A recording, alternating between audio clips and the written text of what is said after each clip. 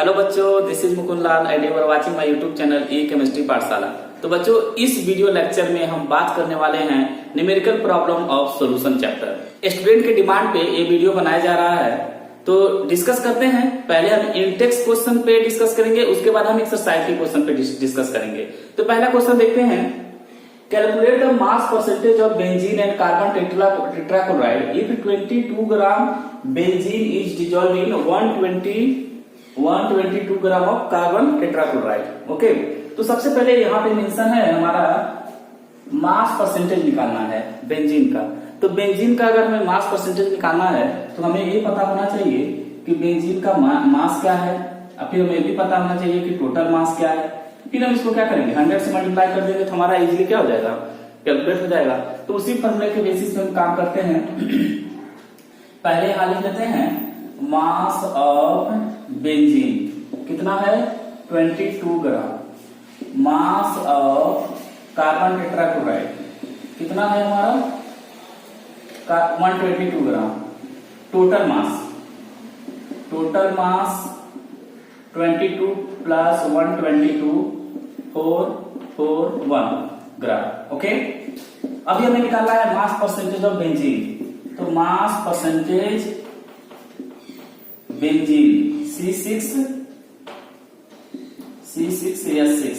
तो मास कितना है, फॉर्मूला क्या है, mass of benzene into 100 divide by total mass. जैसे अपने मार्क्स का परसेंटेज कैसे कैलकुलेट करते हो, obtain marks divide by total marks into 100। Same way से हम करेंगे तो इसका हो जाएगा 22 इंटू 100 डिवाइड बाई 144। आप इसको सॉल्व कर लेना। और दूसरा है mass percentage of carbon tetrachloride कितना हो जाएगा, 122 ग्राम है इंटू 100 डिवाइड बाई 144। इसको भी सॉल्व कर देगा तो आप देखोगे इजीली क्या हो जाएगा, सॉल्व हो जाएगा। अब बात करते हैं क्वेश्चन नंबर 2। सेकंड क्वेश्चन की बात करते हैं। Calculate mole fraction of benzene in solution containing 30% by mass in carbon tetrachloride. Okay, हमें कैलकुलेट करना है मोल फ्रैक्शन। तो mole fraction of benzene calculate करने के लिए हमें पता होना चाहिए mole fraction equal to mole of solute divide by total mole. तो सबसे पहले हमें क्या करना होगा, मोल कैलकुलेट करना है किसका, सॉल्यूट का भी और सॉल्वेंट का भी, दोनों का, तभी हमें टोटल मोल कैलकुलेट हो पाएगा। तो यहाँ पे 30% by mass in solution present हो कौन, बेंजीन। तो मान लेते हैं let the mass of solution कितना हो गया, सपोज मान लेते हैं 100 ग्राम का। तो मास ऑफ बेंजीन कितना हो जाएगा, 30% है 30 ग्राम। Then mass of carbon tetrachloride 70 ग्राम। आप इसमें से सॉल्यूशन में से आप इसको सॉल्यूट को माइनस कर दोगे तो सॉल्वेंट आ जाएगा। और मोलर मास कैलकुलेट कर लेते हैं बेंजीन का, क्योंकि हमें मोल निकालने की जरूरत है। तो मोलर मास ऑफ बेंजीन कितना हो जाएगा, 12 इंटू 6 प्लस 1 इंटू 6 78। इसी तरीके से molar mass of CCl4 12 plus 4 into 35.5 होगा, क्लोरीन का 35.5। तो क्या हो जाएगा 12 प्लस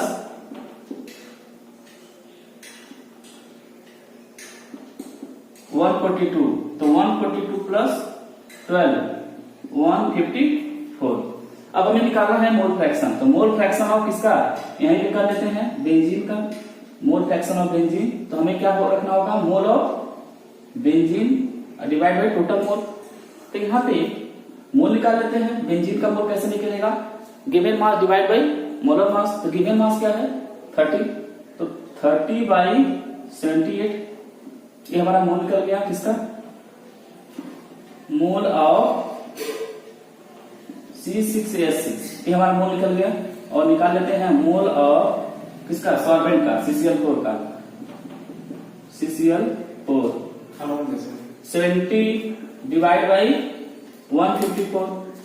तो यहाँ पे आप मोल निकाल सकते हो, यहाँ और यहाँ भी आप मोल निकाल सकते हो। तो इजीली आप क्या कर सकते हो, मोल फ्रैक्शन ऑफ बेंजीन निकाल सकते हो। यहाँ पे जो कैलकुलेशन होगा आप यहाँ पे रख देना एंड दोनों मोल को ऐड करके नीचे आप रख देना, डिवाइड कर देना, तो हमारा क्या हो जाएगा, मोल फ्रैक्शन। क्वेश्चन नंबर 3 देखते हैं। Calculate molarity of each of the following solution. First question है हमारा 30 gram of CuNO3 whole twice into 6H2 in 4.3 litre of solution. Cobalt का मोलर मास 58.7 और सेकंड क्वेश्चन हमारा 30 ml of 0.5 molar H2SO4 diluted at 500 ml। हमें molarity calculate करनी है। तो molarity equal to क्या होता है, mole of solute divide by volume of solution in litre, ये हमारा फॉर्मूला है। तो सबसे पहले अगर हम मोल निकालें, सबसे पहले इसका क्या निकालना होगा हमें, मोलर मास। तो आप इसका पहले मोलर मास निकाल लोगे। कोबाल्ट का क्या रखोगे 58.7 प्लस आप इजीली इसका मोलर मास निकाल सकते हो। उसके बाद यहाँ पे गिवन मास क्या है हमारा 30 ग्राम है।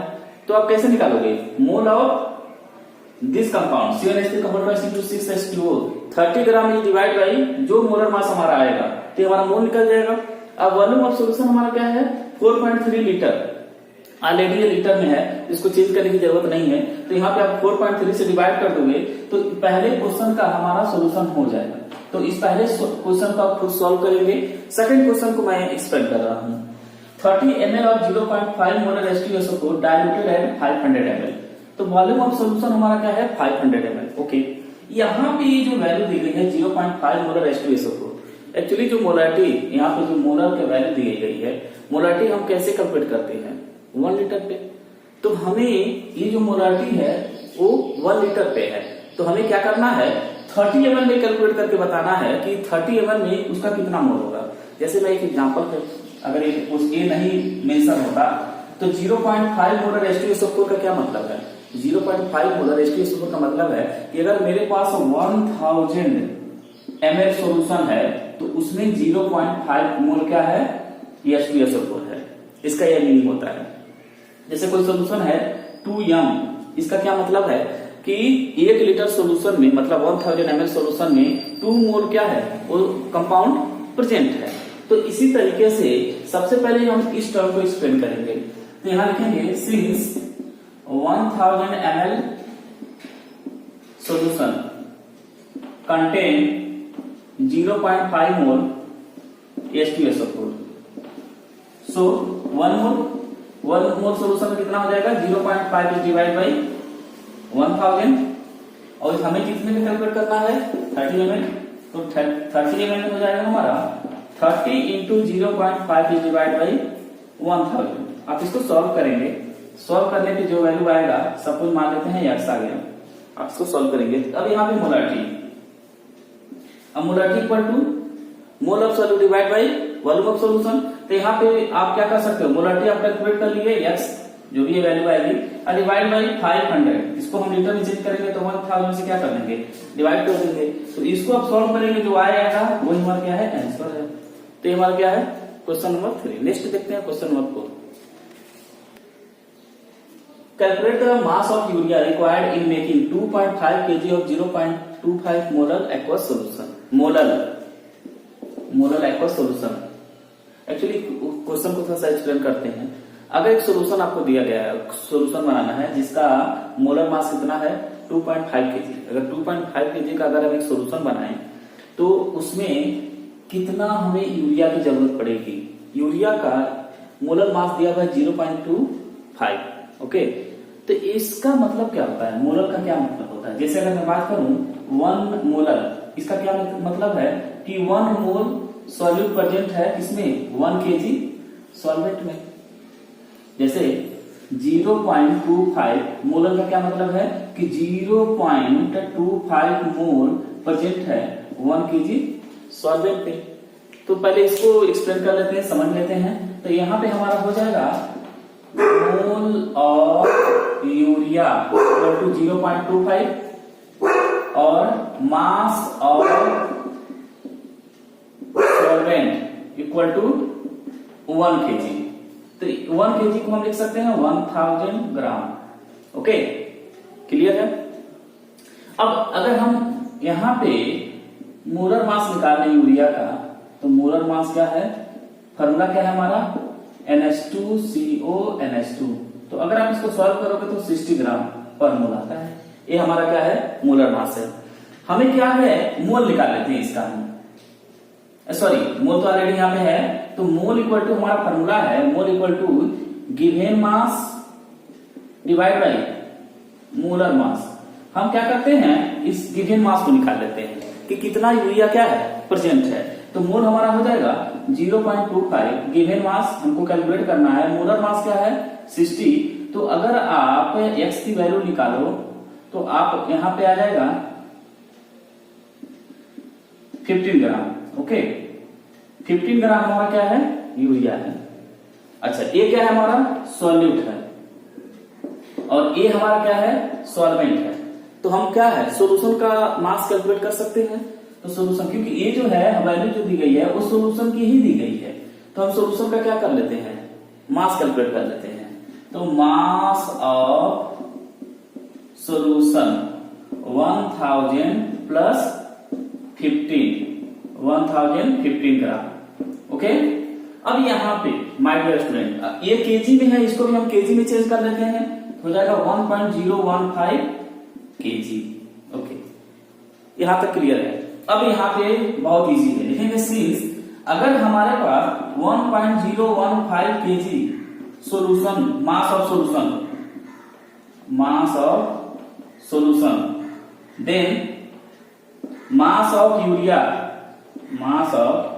यूरिया कितना हमारा है, 15 ग्राम है।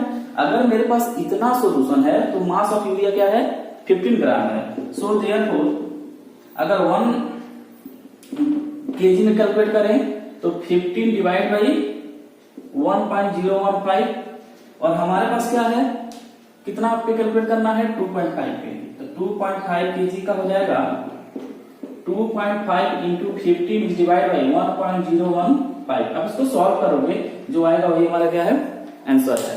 तो हमने क्या सीखा कि ये क्वेश्चन में सबसे पहले हमें मास निकाल लिया और टोटल सॉल्यूशन का क्या निकाल लिया, मोलर मास निकाल लिया, टोटल सॉल्यूशन का हमने मास कैलकुलेट कर लिया। मास कैलकुलेट करने के बाद हम ये देखा कि हमारे पार्टिकुलर इस मास पे 15 ग्राम यूरिया है, तो अगर हमारा 2.5 केजी का निकालना हो तो हम इस क्या कर सकते हैं, इजीली सॉल्व कर सकते हैं। नेक्स्ट देखते हैं, कैलकुलेट 3 क्वेश्चन है इसमें, molarity and mole fraction of KI potassium iodide if the density of aqueous KI is 1.202 ग्राम पर ml। ये हमारा डेंसिटी है, और 20% क्या है, इफ द डेंसिटी 20% W/W मतलब mass by mass, aqueous KI is 1.202 ग्राम पर ml। तो यहाँ पे माय डियर स्टूडेंट, यहाँ पे अगर मान लेते हैं 20% है, तो मान लेते हैं let the total mass of solution कैसे बना है, एक्वस है तो KI और वाटर को मिक्स करने पे सॉल्यूशन बना है, उसका सॉल्यूशन कितना, उसका मास कितना हमने मान लिया 100 ग्राम। तो यहां लिख सकते हैं मास ऑफ KI कितना है हमारा 20% मतलब 20 ग्राम, and mass of solvent, aqueous है वाटर है तो वाटर का कितना हो जाएगा 80 ग्राम। ओके, हमें कैलकुलेट करना है मोलिलिटी। तो मोलिलिटी कैलकुलेट करने के लिए हमें क्या चाहिए, मोल divide by mass of solvent. तो मोल आप निकाल सकते हो KI का, पहले KI का मोलर मास आप निकाल लो। तो मोलर मास ऑफ KI क्या हो जाएगा, KI का मोलर मास 39, पोटेशियम का और आयोडाइड का 127, आप ऐड कर लेना।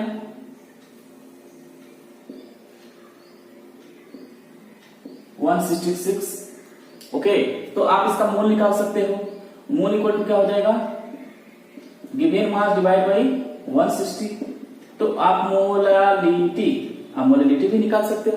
मोलिलिटी क्या होता है, मोल ऑफ सॉल्यूट, यानी 20/166 divide by mass of solvent in KG. तो मास ऑफ सॉल्वेंट कितना है 80 ग्राम, इसको डिवाइड कर देंगे 1000 से, तो ये हमारा क्या निकल गया मोलिलिटी। वहीं अगर हमें मोलारिटी कैलकुलेट करना हो तो हमें यहाँ क्या चाहिए, वॉल्यूम ऑफ सॉल्यूशन। हमारे पास क्या है, मास है, लेकिन डेंसिटी दिया हुआ है, तो यहाँ पे हम लिख सकते हैं D इक्वल टू 1.202 ग्राम पर ml, ओके। और हमारा मास कितना दिया है 100 ग्राम। तो हम फॉर्मूला क्या जानते हैं, D equal to m by v, तो यानी वॉल्यूम इक्वल टू क्या हो जाएगा m बाई d। m क्या है हमारा 100 और डेंसिटी हमारा 1.202। आप इसको सॉल्व करके वॉल्यूम क्या कर सकते हो, कैलकुलेट कर सकते हो। और जब वॉल्यूम कैलकुलेट हो जाएगा तो आप मोलैरिटी भी क्या कर सकते हो, इजीली कैलकुलेट कर सकते हो। वहीं आप क्या कर सकते हो, मोल फ्रैक्शन कैलकुलेट करने के लिए हमारा एक्वस मीडियम है, तो वाटर का आप क्या निकाल सकते हो मोल। तो वाटर का मोल क्या होगा 18 डिवाइड बाई 80, 18 डिवाइड बाई 80, ये आपका मोल निकल जाएगा। सॉरी 80 डिवाइड बाई 80, हमारा 80 ग्राम है, इसको डिवाइड कर देंगे 80 से, तो हमारा क्या निकल जाएगा वाटर का। अब उसके बाद आप इजीली क्या कर सकते हो, मोल फ्रैक्शन कैलकुलेट कर सकते हो। तो नेक्स्ट क्वेश्चन देखते हैं। H2S is a toxic gas with A rotten egg like smell. आप कभी भी लैब में जाओगे तो H2S का स्मेल आता है और रोटेन एग लाइक होता है। Is use for qualitative analysis. जब हम बेसिक रेडिकल का टेस्ट करते हैं तो हम H2S गैस का यूज करते हैं, आपको लैब में बताया जाएगा। If the solubility of H2S, solubility दिया हुआ है H2S in water at 0.195 molal, 0.195 molal, calculate Henry constant. तो सबसे पहले फॉर्मूला समझ लेते हैं। पार्शियल प्रेशर ऑफ H2S यही होता है, यहाँ पे किसी partial pressure of H2S equal to KH into mole fraction of H2S। ये हमारे पास फॉर्मूला हो गया H2S के कंडीशन में। तो अगर हम यहाँ पे कोई भी पार्टिकुलर, अगर ऑक्सीजन है तो ऑक्सीजन के केस में देख सकते हैं, हमें इसको कैलकुलेट करना है।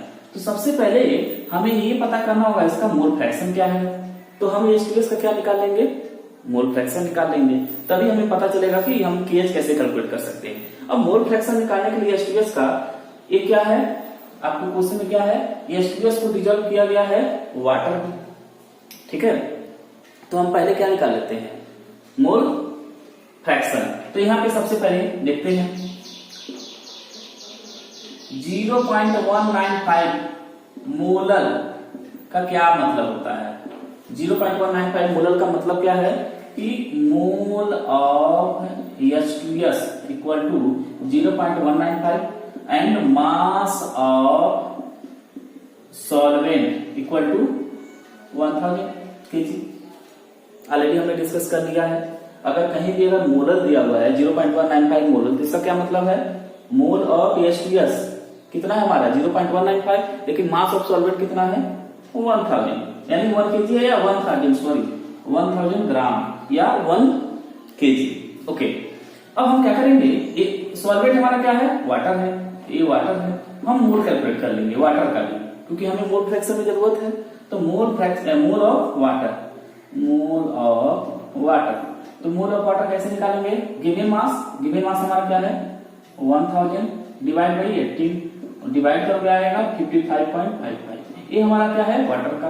अब मोल फ्रैक्शन ऑफ H2S निकाल लेते हैं। Mole fraction of H2S equal to mole of H2S 0.195 divide by 0.195 plus 55.55। तो यहाँ पे यहां से इजीली आप सॉल्व कर सकते हो, सॉल्व करके आप यहाँ पे रख देंगे। हमें निकालना है KH, तो KH इक्वल टू क्या होगा, Henry constant equal to partial pressure of H2S divide by mole fraction of H2S।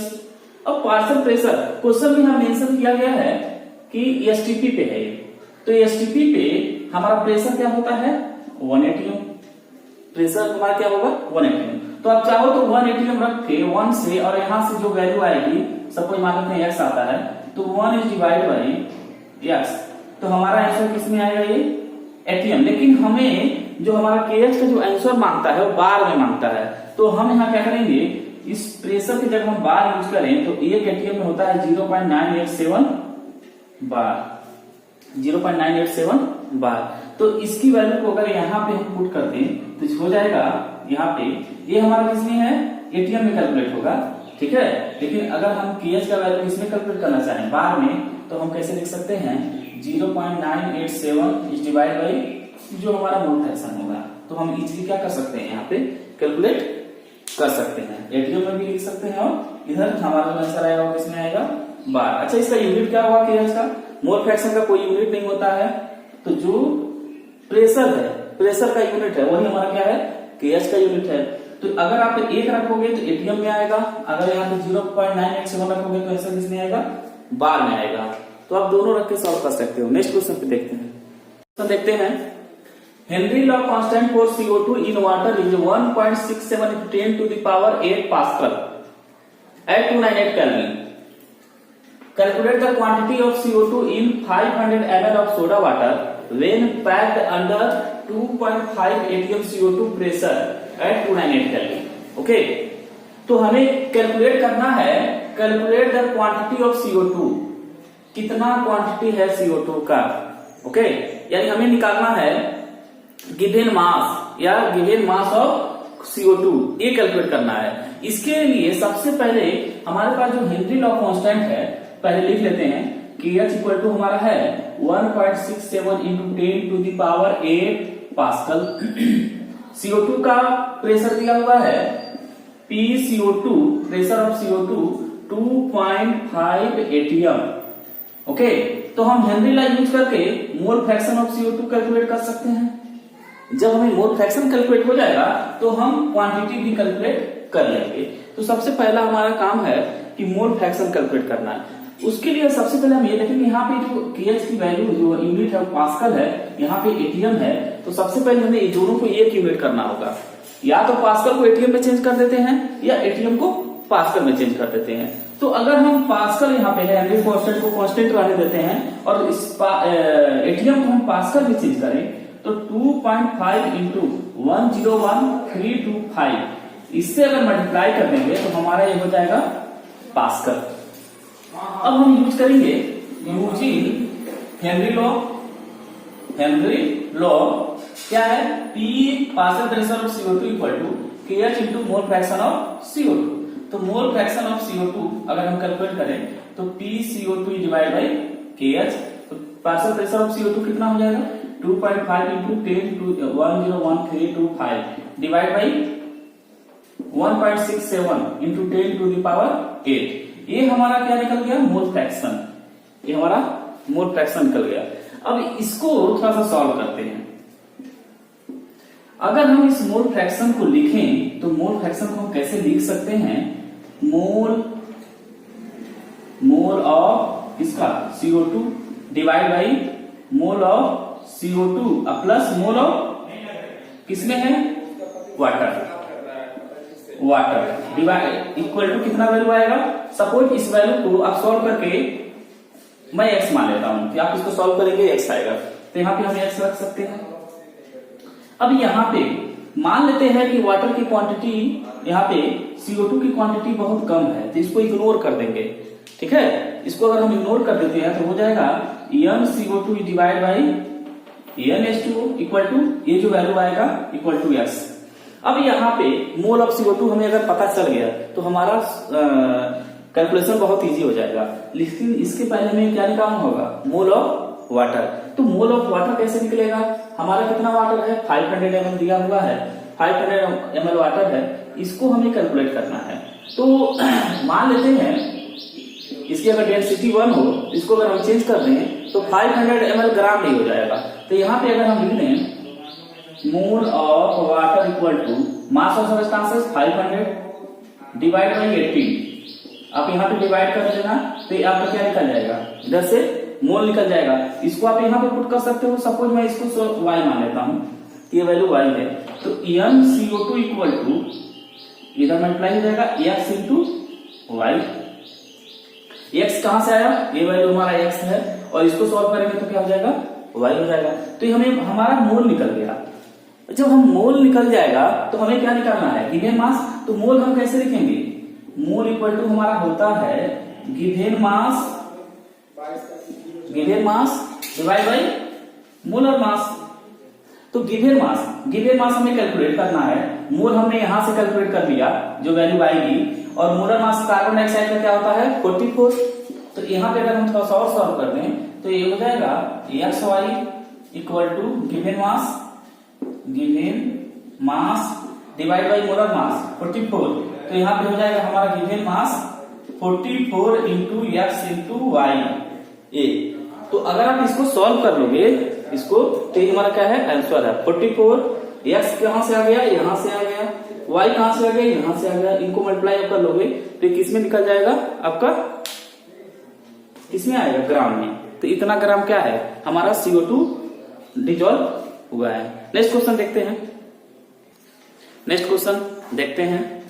The vapour pressure of pure liquid A and B are 450 and 750 mmHg at 350 Kelvin respectively. Find out the composition. Composition में find करना है liquid mixture if the total vapor pressure is 600 mmHg. ये हमारा 600 total vapour pressure है। Also find the composition of vapor phase. Okay, दो question यहाँ पे है, एक हमें find out the composition of liquid mixture और दूसरा है कंपोजिशन ऑफ वेपर फेज। तो हम यहाँ पे सॉल्व करते हैं, मान लेते हैं प्योर स्टेट में है, तो P नॉट A कितना है हमारा 450 और P नॉट B हमारा हो जाएगा 750 mmHg, ये भी हमारा mmHg। Total PT total vapour pressure कितना हो जाएगा, कितना है 600 mmHg, तीनों का यूनिट सेम है। ओके, तो अब हम क्या करेंगे, यहाँ पे जो दोनों सॉल्यूशन है वो वोलेटाइल है, तो हम क्या करेंगे, राउल्स लॉ का वोलेटाइल वाला फॉर्मूला यूज करेंगे, PA equal to P naught A into mole fraction A। इसी तरह का PB का क्या हो जाएगा, PB equal to P naught B into mole fraction B। हमें क्या करना है, मोल फ्रैक्शन कैलकुलेट करना है। यहाँ पे लिखा है find out the composition of liquid mixture, तो हमें क्या करना है, मोल फ्रैक्शन कैलकुलेट करना है। लेकिन हमें PA की वैल्यू तो पता नहीं है, PB की वैल्यू भी पता नहीं है, लेकिन हम क्या करेंगे, PT अगर टोटल वेपर प्रेशर को ऐड करें तो हम लिख सकते हैं PA प्लस PB। तो PA प्लस PB को और कैसे लिख सकते हैं, PA की वैल्यू है P naught A into mole fraction A plus P naught B mole fraction B, PT equal to. अब यहाँ पे दो अननोन टर्म्स है, zeta A and zeta B, mole fraction A और मोल फ्रैक्शन B। तो हम क्या करेंगे, इनको हमें एक फॉर्मूला पता है कि मोल फ्रैक्शन A और mole fraction B equal to 1, तो mole fraction B equal to हम क्या लिख सकते हैं, 1 माइनस मोल फ्रैक्शन A, और mole fraction A equal to लिख सकते हैं 1 माइनस मोल फ्रैक्शन B। तो हम क्या करेंगे, किसी एक वैल्यू को सब्स्टिट्यूट कर देंगे, तो हम यहाँ लिख रहे हैं PT equal to P naught A mole fraction A plus P naught B, इसको सब्स्टिट्यूट कर देते हैं, तो हम लिख सकते हैं 1 minus mole fraction A। Solve कर लेते हैं, PT equal to P naught A mole fraction A plus P naught B mole fraction A।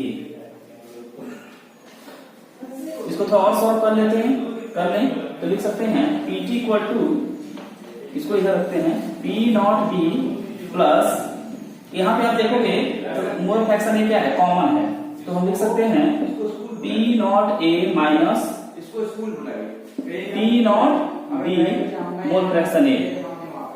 अब वैल्यू को पुट कर लेते हैं, तो PT की वैल्यू क्या है 600, P नॉट B की वैल्यू क्या है 750 प्लस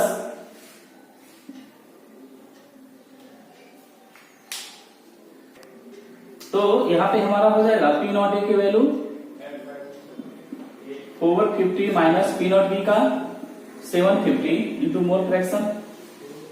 तो यहाँ पे 600 750 आप माइनस करोगे तो आ जाएगा माइनस 300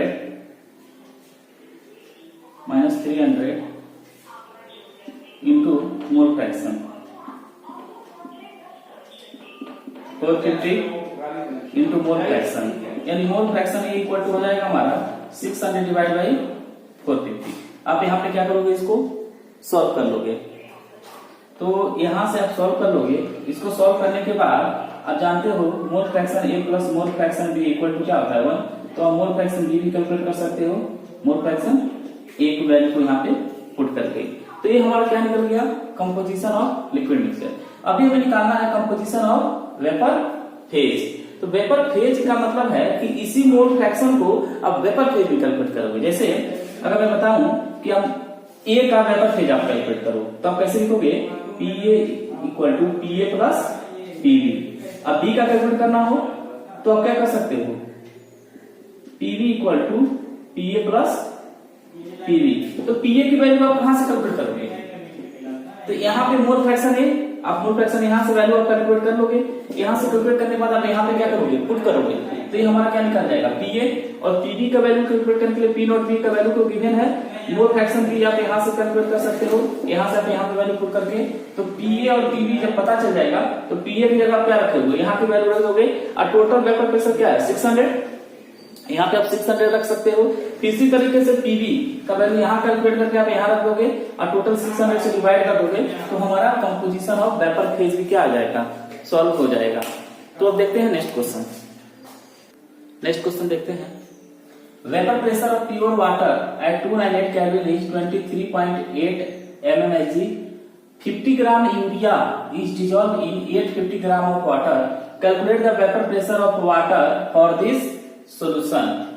तो प्योर स्टेट का पी नॉट, प्योर स्टेट का हमारा वेपर प्रेशर दिया है 23.8 mmHg, अब 50 ग्राम यूरिया को डिजॉल्व किया गया है, तो जो हमारा गिवन मास है, मास ऑफ यूरिया कितना है 50 ग्राम, ओके, और mass of water 850 gram, okay. तो हमें कैलकुलेट करना है vapour pressure of solution, PS calculate करना है, और relative lowering of vapour pressure, मतलब रिलेटिव लोअरिंग मतलब P naught minus PS upon P naught, PS equal to PS calculate करना है, P naught minus PS upon P naught, ये भी हमें क्या करना है, कैलकुलेट करना है। इसको बोलते हैं लोअरिंग ऑफ वेपर प्रेशर, और जब पी नॉट से डिवाइड कर देते हैं इस पूरे टर्म को बोलते हैं हम लोग relative lowering of vapour pressure. तो यहाँ पे सॉल्व करते हैं इसको, सबसे पहले इनका मोल निकाल लेते हैं, क्यों, क्योंकि P naught minus PS upon P naught equal to क्या होगा, मोल फ्रैक्शन ऑफ सॉल्यूट। तो मोल फ्रैक्शन सॉल्यूट क्या है, यूरिया है हमारा, तो हमें क्या करना होगा, मोल फ्रैक्शन के लिए हमें दोनों का मोल कैलकुलेट करना होगा। तो इसका मोल कैलकुलेट करेंगे, यूरिया का मोलर मास कितना होता है 60, तो हो जाएगा 50 डिवाइड बाई 60, इसका हो जाएगा 850 divide by 80, given mass upon molar मास। तो ये हमारा क्या निकल गया, मोल, इन दोनों का मोल निकल गया। अब हम लिखेंगे P naught minus PS upon P naught equal to mole fraction of urea, mole fraction of urea, तो P naught minus PS upon P naught equal to, अब मोल फ्रैक्शन ऑफ यूरिया को हम कैसे लिखेंगे, मोल ऑफ यूरिया, तो मोल of urea हमारा क्या है 50/60 divide by 50/60 plus 850/80, mole fraction of urea कैसे निकालेंगे, मोल of urea divide by total mole, तो टोटल मोल यूरिया का मोल ये है, हमारा ये वाटर का मोल है। आप इसको सॉल्व करोगे, तो जब आप इसको सॉल्व करोगे तो ये क्या निकल गया, relative lowering of vapour pressure, ये कैलकुलेट हो गया। सपोज आप इसको सॉल्व करके एक्स वैल्यू आती है, अब हमें क्या निकालना है, पीएस भी निकालना है, तो हम इस वैल्यू को पुट कर दें, P naught minus PS upon P not. आप ये वैल्यू कैलकुलेट कर लिए हो, सपोज ये एक्स है, पी नॉट हमें पता है 23.8, यहाँ पे हम पुट कर देंगे 23.8 minus PS upon P not की वैल्यू 23.8 इक्वल टू एक्स। तो यहाँ पे आप पीएस क्या कर सकते हो, इजीली कैलकुलेट कर सकते हो, इसका इधर से मल्टीप्लाई कर लेंगे, ठीक है, और इसको इधर लाके माइनस कर देंगे, तो हमारा क्या निकल जाएगा, पीएस निकल जाएगा। नेक्स्ट क्वेश्चन देखते हैं बच्चों, ये जो इम्पोर्टेंट क्वेश्चन है, ये अक्सर सीबीएसई एग्जाम में पूछा जाता है, boiling point of water at 750 mmHg is 99.63 degree centigrade, ये प्योर स्टेट है। How much sucrose is added to 500 gram of water such that it boils 100 degree centigrade. तो यहाँ पे हम देख रहे हैं, जब सोल्यूशन बन रहा है, जब प्योर स्टेट में है, तो ये कितने पे बॉइल हो रहा है 99.63, लेकिन जब इस सोल्यूशन बना दिया जा रहा है तो इसकी बॉइलिंग पॉइंट क्या हो रही है, इंक्रीज हो जा रही है, एलिवेशन इन बॉइलिंग पॉइंट, तो ये हो जाएगा हमारा 100 डिग्री सेंटीग्रेड। हमें एक केवी का वैल्यू पता है और हमें निकालना है हाउ मच सुक्रोज, मतलब जो सॉल्यूट ऐड किया गया है वो कितना ऐड किया गया है, उसी को हमको क्या करना है, कैलकुलेट करना है। तो ये चाहे तो आप ये फॉर्मूले पे ही कैलकुलेट कर सकते हैं, लेकिन थोड़ा एक्सप्लेन करके सॉल्व करते हैं। तो ये हमारा सबसे पहले हम डेल्टा टीबी निकालेंगे। तो टी नॉट कितना है स्टेट, प्योर स्टेट में टी नॉट बी 99.63 और टी बी कितना है, बॉयल कितना होगा 100 डिग्री सेंटीग्रेड। तो हम डेल्टा टीबी निकाल लेते हैं। तो डेल्टा टीबी इक्वल टू क्या होगा, TB minus T not be, तो हो जाएगा 100 माइनस 99.63। और जब आप इसको सॉल्व करोगे तो आ जाएगा 0.37 डिग्री सेंटीग्रेड। ओके, तो यहाँ पे हमारा हो गया। अब इसको कैलकुलेटर में नहीं चेंज करना है, जो वैल्यू माइनस करके आते हैं उसी को सॉल्व करते हैं। अब यहाँ पे केवी का वैल्यू हमें ऑलरेडी पता है, तो हमें डेल्टा टीबी इक्वल टू क्या होता है, केवी इंटू मोलैलिटी। अब इस मोलैलिटी को हम कैसे डिफाइन करेंगे थोड़ा सा देखेंगे। तो मोलैलिटी इक्वल टू क्या होता है, मोल ऑफ सॉल्यूट। तो सॉल्यूट को हम मान लेते हैं W2। तो मोल ऑफ सॉल्यूट कैसे निकालेंगे, गिवन मास अपॉन मोलर मास, W2/m2, ये हमारा मोल निकल गया, मोल of solute divide by mass of solvent in KG.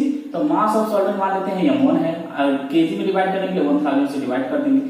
इसको अगर आप सॉल्व कर लो तो आप लिख सकते हो इसको W2 अपॉन m2, 1000 ऊपर चला जाएगा, 1000 इंटू m1।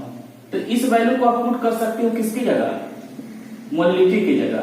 ये हमारा मोलैलिटी की जगह। तो हमारा फॉर्मूला आ जाएगा delta TB equal to KB into molality की जगह क्या रखोगे 1000 into W2 divide by m2 into m1।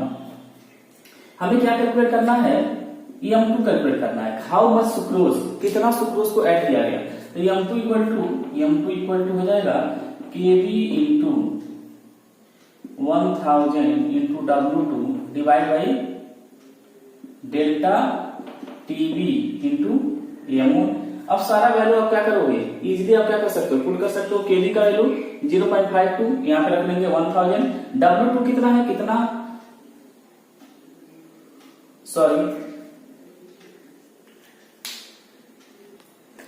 हमें निकालना है हाउ मच सुक्रोज, मतलब W2 हमें क्या करना है, कैलकुलेट करना है। तो अगर हम W2 को कैलकुलेट करें तो हम कैसे लिखेंगे, W2 equal to delta TB into m2 into m1 divide by KB into 1000। अब डेल्टा टीबी की वैल्यू क्या है, आप यहाँ पे रख सकते हो 0.37। यहाँ पे m2 क्या है हमारा, सुक्रोज का मोलर मास। तो सुक्रोज का फॉर्मूला क्या है, C12H22O11।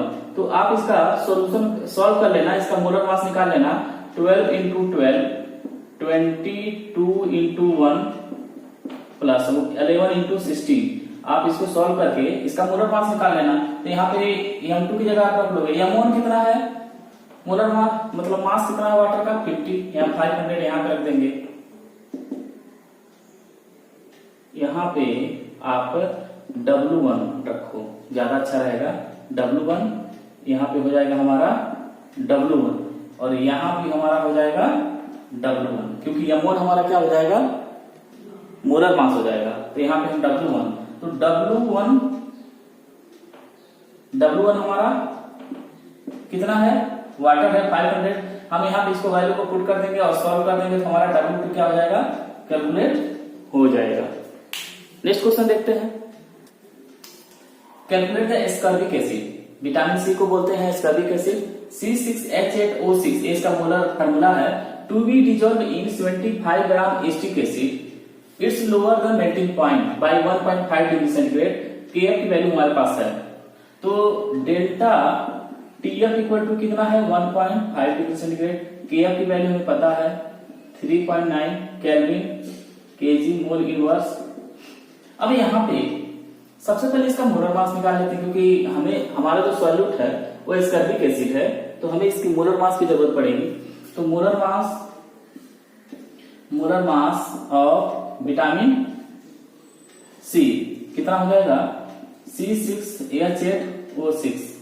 तो 12 इंटू 6, 8 इंटू 1 और 6 इंटू 16। आप क्या कर सकते हो, सॉल्व कर लेते हो तो ये आपका क्या निकल जाएगा, मोलर मास। तो इसको आप क्या मान लोगे W2, ये हमारा सॉल्यूट है। अच्छा W1 दिया हुआ है 75 ग्राम, तो हमारा W1 है 75 ग्राम। वहीं सॉरी ये हमारा M2 है, ठीक है। हमें W1 क्या करने हैं, W2 हमें क्या करने हैं, कैलकुलेट करने हैं। तो इसको सॉल्व करते हैं। फॉर्मूला हमारे पास है delta TF equal to KF into molality. अब मोलिलिटी को उसी तरीके से डिफाइन करते हैं। मोलिलिटी हम कैसे लिख सकते हैं, मोल ऑफ सॉल्यूट यानी W2 डिवाइड बाई M2 और mass of solvent in KG. तो मास ऑफ सॉल्वेंट हमारा क्या है, W1 डिवाइड बाई 1000।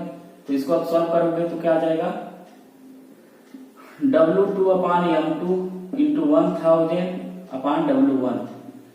इस वैल्यू को इधर पुट कर देते हैं मोलिलिटी की जगह। तो delta TF equal to KF into 1000 W2 divide by M2 into W1। हमें क्या सॉल्व करने हैं, कैलकुलेट द स्क्वायर कैसे। हमें W2 क्या करना है, सॉल्व करना है। तो W2 इक्वल टू क्या हो जाएगा, delta TF into M2 into W1 divide by KF into 1000। सारा वैल्यू पता है, डेल्टा TF की वैल्यू आप यहां से पुट करके रख सकते हो। M2 की वैल्यू, M2 हमारा यहाँ है, आप इसको सॉल्व करके जो रखोगे यहाँ पे रख लोगे। W1 हमारा 75 है, यहाँ पे रख सकते हो।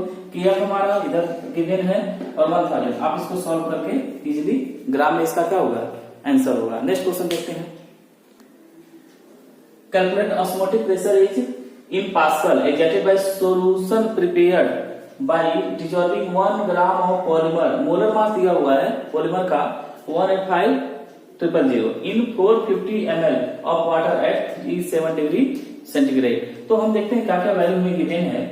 तो मास दिया हुआ है इधर, मास, और हमें निकालना है ऑस्मोटिक प्रेशर। तो osmotic pressure pi equal to क्या होता है, CRT या CST। Pi equal to CRT या CST।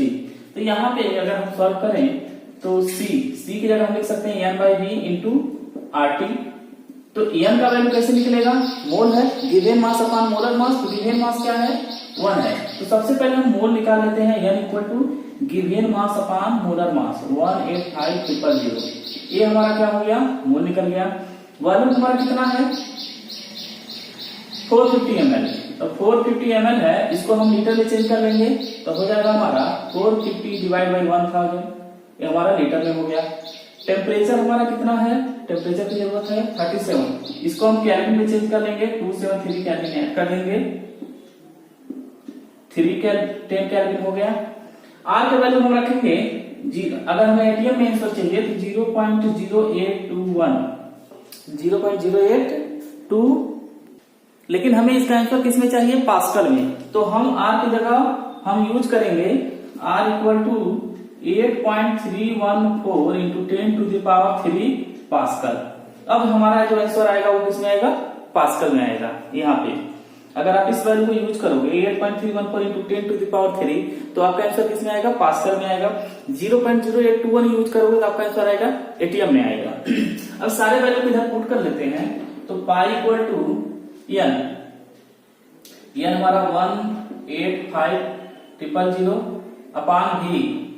तो V की जगह हम लिख सकते हैं 450 अपान 1000, ऊपर हो जाएगा, यहाँ पे ऐसे लिख सकते हैं, इंटू R की वैल्यू 8.314 इंटू 10⁻³ और हमारा टेम्परेचर कितना हो जाएगा 310 केल्विन। तो आप इसको सॉल्व कर लोगे, जो आएगा वही हमारा क्या है, किसमें आएगा, पास्कल में। यही हमारा क्या है, आंसर है। तो बच्चों ये हमारा था इंटेक्स क्वेश्चन। अब हम बात करेंगे एक्सरसाइज के इंपोर्टेंट क्वेश्चन की।